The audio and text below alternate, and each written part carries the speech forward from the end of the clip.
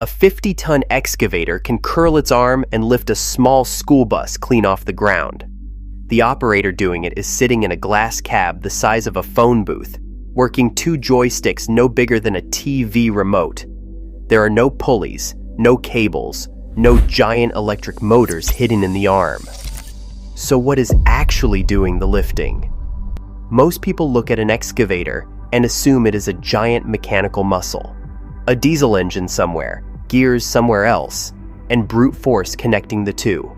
But the real answer is stranger and a lot more elegant. The arm is not being pulled, it is being pushed by oil.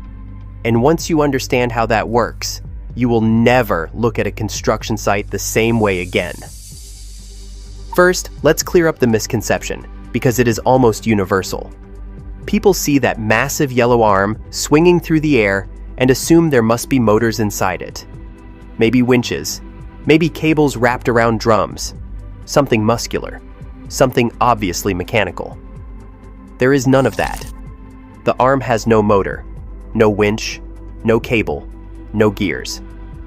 What it has are hydraulic cylinders, sealed steel tubes filled with pressurized oil, with a piston inside that gets pushed by the fluid.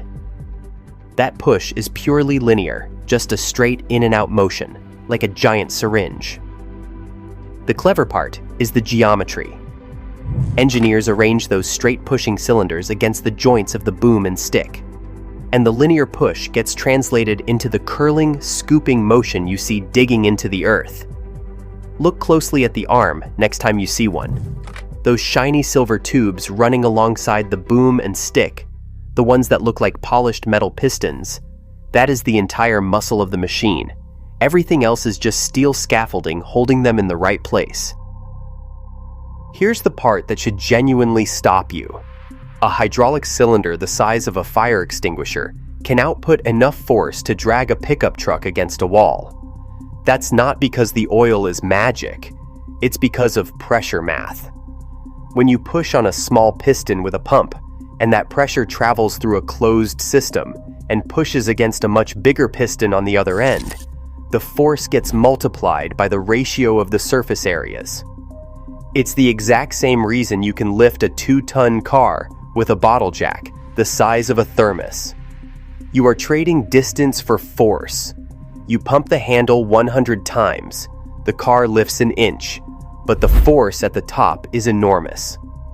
An excavator is that same principle, scaled up and connected to a diesel engine that never stops feeding the system. Now let's walk the actual chronological journey from fuel to dirt, because this is where it gets unbelievable. The diesel engine in the body of the excavator is not connected to the arm directly. It does not spin a drive shaft up to the boom. It does not turn any visible gear at the joints. Instead, the engine's only job is to spin a hydraulic pump. That pump pressurizes oil to roughly 5,000 pounds per square inch. Let that number sink in. 5,000 pounds per square inch is the pressure you would feel sitting at the bottom of the ocean at about 11,000 feet down. Deeper than most submarines can survive. That is the pressure inside the lines running through the arm of the machine, just a few feet from the operator's hands. That pressurized oil flows from the pump into a bank of control valves. Those valves are the brain. When the operator nudges a joystick forward, they are not pulling a cable or sending a mechanical signal up the arm. They are opening a valve that directs the high-pressure oil to a specific cylinder. Push the left joystick forward, oil rushes to the boom cylinder, the piston extends, the boom rises. Pull the right joystick back. Oil rushes to the bucket cylinder, the bucket curls. Twist the joystick to the side. Oil flows to the hydraulic motor on the slewing ring, and the entire upper body of the machine rotates. Every motion is just oil being told where to go. The cylinder extends. The geometry of the linkage converts that straight push into rotational scooping force at the bucket. The teeth bite into the ground. The bucket lifts roughly a ton of soil. The whole upper body of the machine, called the house, rotates on a giant bearing to swing that soil over to a waiting dump truck. The bucket dumps. The arm returns. 20 seconds, maybe less. And the operator did all of it with their fingertips, barely moving their wrists. Now here's the pattern that breaks most people's understanding of this machine. You probably think the tracks are for driving. They are not. Not primarily. The tracks on an excavator exist mainly to be an anchor. Their job is to keep the machine from tipping over or sliding backward when the arm is pulling against the ground. A 50-ton excavator digging into hard clay generates enormous reactionary force. That force wants to drag the whole machine forward into the hole or rip it off its base. The tracks prevent that by spreading the machine's weight across a footprint the size of a parking space. The pressure on the ground is closer to a person wearing snowshoes than someone in stilettos. That huge contact patch gives the digging arm something solid to push against. Think about what would happen otherwise. Imagine trying to dig a hole with a shovel while standing on a sheet of ice. Every time you push the shovel down, your feet would slide out from under you. The tracks are the excavator's way of refusing to slide. And here's where it gets really clever. The back end of the machine, the part behind the cab, is a massive counterweight. Often, it is 10,000 pounds of solid steel or cast iron. Its only job is to balance the arm. When the bucket is extended forward with a load of dirt, the counterweight is the only thing keeping the whole machine from tipping face first into the trench. Tracks anchor. The counterweight balances. The arm digs. All three are doing physics at the same time, every single second the machine is working. This whole system did not appear overnight. It was earned the hard way, like most engineering breakthroughs. The first steam shovels showed up around 1839, used to dig railroad cuts in America. They were enormous, ran on coal, and used steel cables wrapped around steam-powered winches to drag the bucket. They worked, but barely.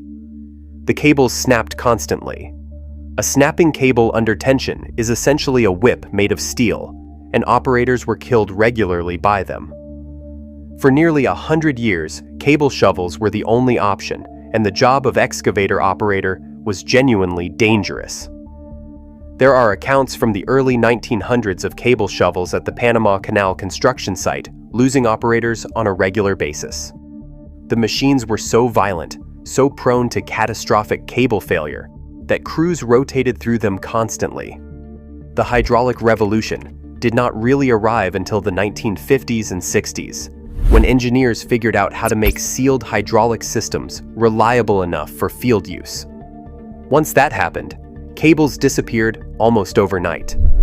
The new machines were smaller, stronger, more precise, and survivable. An operator could dig a foundation in an afternoon that would have taken a steam shovel crew 3 days. The yellow excavator you see at every construction site today is the great-great-grandchild of that quiet revolution. Same basic shape, same fundamental principle, just refined across 70 years of incremental improvement. Here's the part that should rewire how you think about your own world. Hydraulic geometry is everywhere around you. The brakes in your car are hydraulic. You press a small pedal, fluid pushes a much bigger piston at each wheel, and the force gets multiplied just enough to stop 2 tons of metal. The dentist chair you sit in lifts on hydraulics. The garbage truck that picks up your trash uses hydraulic arms to flip the bin. The landing gear on a Boeing 737 retracts using hydraulic pressure. The forklift at the warehouse, the lift gate on a moving truck, even the slow closing door at your office, all of it is the same physics. Pressurized fluid pushing a piston, converted by geometry into useful motion. The excavator is just the most dramatic version of a system that is running quietly in the background of almost everything you touch. The next time you push a brake pedal, you are using a tiny cousin of the same principle that swings a ton of dirt at a construction site. Now here is the honest trade-off, because the system is not perfect. Hydraulic oil is the weak link. A single pinhole leak in a hydraulic line at 5,000 pounds per square inch creates a jet of fluid sharp enough to cut through skin like a scalpel. Operators are trained to never run their hand along a hydraulic line looking for a leak, because they can be injected with oil without even feeling it at first. It is one of the most insidious injuries in construction. A worker walks off the job site thinking nothing happened, and 12 hours later, they are in an emergency room with a hand that will not stop swelling. Cold weather is also brutal on the system. Below about 20 degrees Fahrenheit, hydraulic oil thickens and the whole machine becomes sluggish until it warms up. That is why you will see excavators idling for 15 or 20 minutes on cold mornings before they start working. The oil has to circulate. It has to warm up. The seals have to get pliable again. A frozen excavator is a useless excavator. And when an excavator dies on a job site, it is almost never the engine. It is a blown seal somewhere in the hydraulic system. A tiny rubber ring inside a cylinder fails, pressure drops, the arm stops responding, and a 50-ton machine becomes a paperweight until the seal gets replaced. Repair crews carry boxes of seals to job sites the way doctors carry bandages, because that is the failure point. Always the seal, almost never the engine. The system is brilliant, but it is chemistry dependent in a way that diesel engines are not. The oil has to stay clean. The seals have to stay sealed. The temperatures have to stay in range. Break any one of those, and the whole machine goes still. So here's where you actually land after all of this.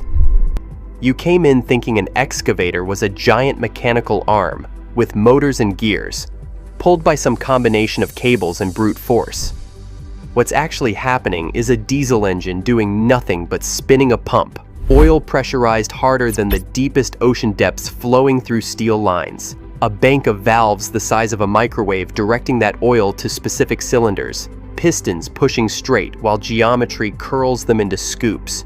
Tracks spread out like snowshoes to anchor the whole operation. A 10,000-pound counterweight quietly balancing every move. And an operator translating the entire dance through two joysticks the size of a TV remote. It's not muscle, it's fluid being told where to go. The next time you walk past a construction site and hear that low diesel growl and watch a yellow arm swing a ton of earth through the air, you're not watching a machine flex. You're watching pressurized geometry at work. You're watching a 170-year-old idea, refined and refined and refined, doing something 1,000 men with shovels couldn't accomplish in a week. And if pushing oil through tubes can move that much dirt, wait until you see how a bulldozer pushes a load heavier than itself across loose ground without sliding backward. Different machine, different physics problem, and the answer hides in something most people never even notice about the blade itself. Hit subscribe